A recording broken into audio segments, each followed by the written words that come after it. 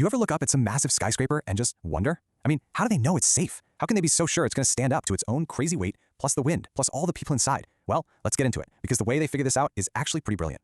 See, in the old days, the approach to safety was, well, it was kind of a blunt instrument. Engineers used to rely on something that's been called a factor of ignorance. Yeah, not the most reassuring name, right? It was a simple idea, but maybe not the smartest one. So the old way was basically to use one giant safety factor for everything. You can think of it like this. An engineer would figure out what a building needed and then just double it, just in case. It worked, sure, but it was super inefficient. The modern way, though, totally different. It uses smart, targeted safety factors that really dig into where the uncertainties are. All right, so how does this new, smarter system actually work? It all starts by admitting that not all uncertainties are the same. So instead of just mushing them all together, modern engineering unbundles the problem, breaking it down into two very distinct parts. First up, you've got what engineers call actions. For the rest of us, that just means loads.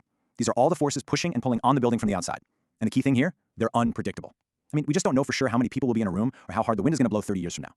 And on the other side of the coin, you have resistance. This is the building's own strength. Its power to fight back against all those actions using stuff like steel and concrete. But, and this is a big but, the strength of those materials can also be a little unpredictable. There's always some variability.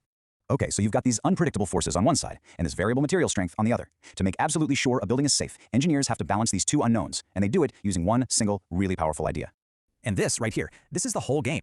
It's so simple when you think about it. What the building can handle has to be stronger than what the world might throw at it. The official engineering talk is the design resistance must be greater than or equal to the design effect of the actions. But the real magic is how they figure out those design values to stack the deck in favor of safety.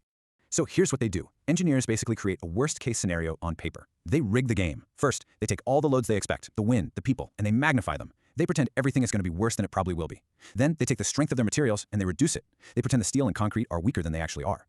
If the design works under those tough conditions, you know it's going to be rock solid in the real world.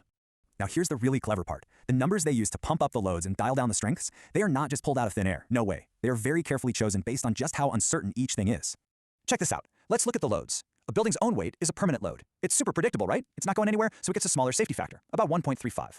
But variable loads, things like people, snow, furniture, that stuff is way less predictable. So to cover that uncertainty, those loads get a much higher safety factor, 1.50. Make sense, right? And it's the exact same logic for the materials. Steel is made in a factory under super controlled conditions, so its strength is very, very consistent. It gets a tiny factor of 1.15. But concrete? Well, that's often mixed right there on the job site, where a lot more variables can affect its final strength. It's just less predictable. So what does it get? You guessed it, a much larger safety factor, all the way up at 1.50. So what's the big deal? What's the payoff for all this careful math? Why is this targeted risk-based system so much better than that old factor of ignorance?